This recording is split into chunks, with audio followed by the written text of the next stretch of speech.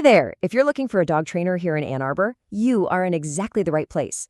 Over the next few minutes, we're going to go through a full guide to help you find the absolute best professional for you and your dog. Having a dog in a lively place like Ann Arbor has its own special flavor, right? There are so many opportunities and some unique challenges. A really great trainer gets that. They'll help you get ready for everything, from a packed Saturday at the farmer's market to a peaceful walk through the Arb. So we've broken this down into 5 key parts. We'll touch on your dog's needs in the city, different training philosophies, the formats you can choose from, what questions to ask, and finally, some local rules and resources you'll need. All right, let's get started with the most important thing, your dog and your life here. See, the best training is always going to be tailored to where you actually live, and Ann Arbor definitely has its own vibe. So the first thing to do is just think about what success really looks like for you. Is it your dog walking past that huge crowd on campus without yanking your arm off? Or maybe it's just being able to chill on a brewery patio. A good trainer is going to help you figure out what's realistic for navigating all these unique city spots. Okay, so once you have your goals in mind, you can start looking at a trainer's actual approach.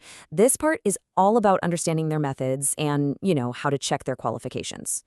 You're gonna hear this term a lot, positive reinforcement, and most modern certified trainers use it. It's a really simple idea, actually. You just reward the behavior you want to see more of. Not only does it work, but it also helps build this amazing, trusting relationship with your dog. Now, Michigan doesn't actually require trainers to have a license, but looking for certifications is a really good sign of professionalism. It shows a trainer has put in the time to get educated and they're committed to a high standard.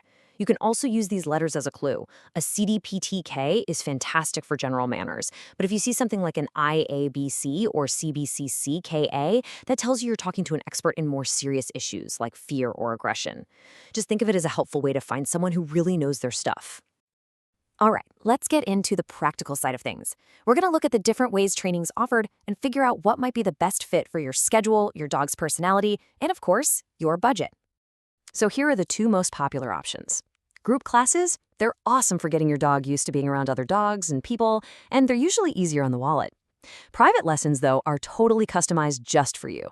They can tackle specific problems, like your dog going bonkers at the front door, right there in your own home.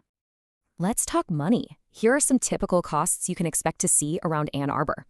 As you can see, group classes are the most budget-friendly way to get started. On the other end, something like a board and train program is a pretty big investment. This should give you a pretty good ballpark for what to plan for. So you've got a short list of trainers. Now what? It's time for a chat. This section is all about giving you the right questions to ask so you can feel really confident in your final choice.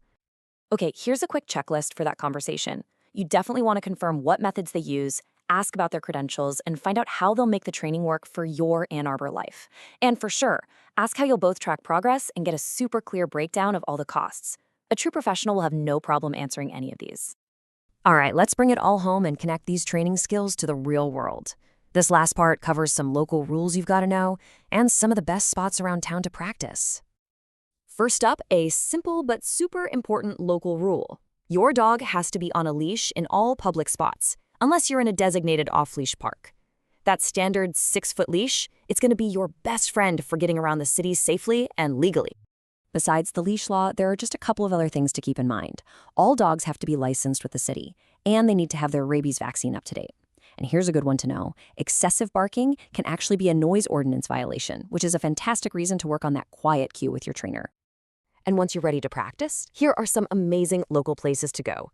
The fenced dog parks are just perfect for safely working on things like recall.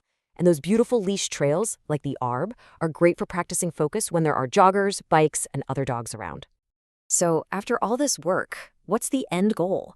What does a well-behaved Ann Arbor dog really look like when you're just living your life?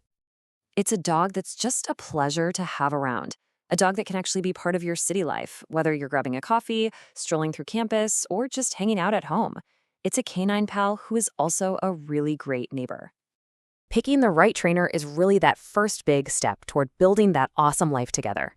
We hope this little guide helps you make a great choice. Best of luck on your training journey. A well-trained dog is just going to make all your adventures around town, at home, and with everyone you meet so much more enjoyable.